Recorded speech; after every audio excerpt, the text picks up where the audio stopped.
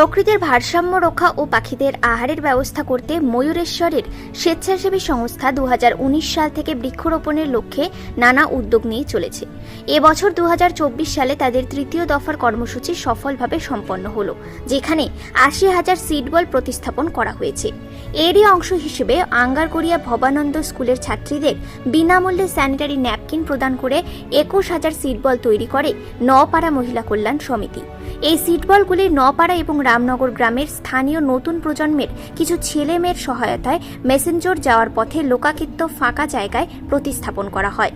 এই কাজে মোট পরিমাণের 10% সিডবল জিপিএস ট্র্যাকিং করে রাখা হয়েছে।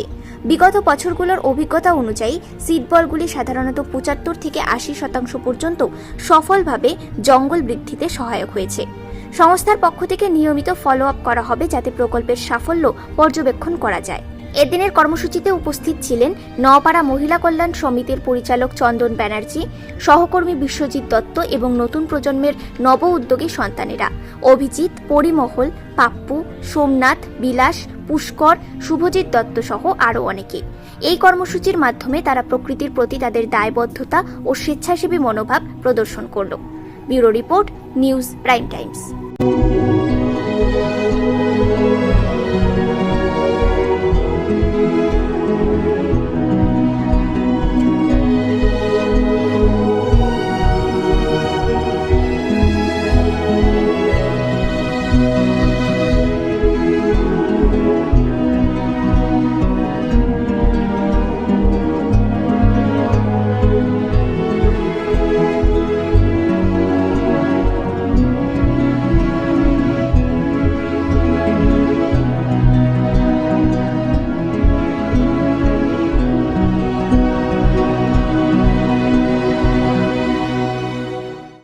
আমরা নওপাড়া মহিলা কল্যাণ সমিতি বিগত 2019 সাল থেকে এই কাজ করছি সবুজায়নের লক্ষ্যে।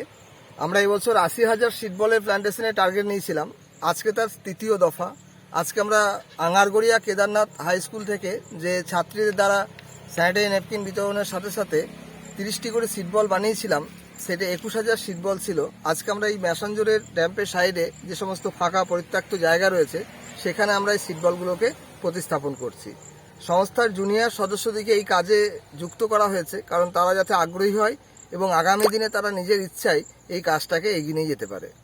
ব্যানার্জি, আমার সাথে রয়েছে বিশ্বজিৎ দত্ত এবং বিশ্বজিৎ, বিলাস, পুষ্কর, দেবু, এদিকে শুভজিৎ, পাপু, এরা সব রয়েছে জুনিয়র সদস্যরা।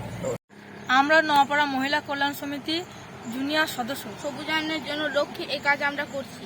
বিগত 7 বছর থেকে এই কাজ করছি। এই কাজ করতে আমাদের খুবই আনন্দ লাগে।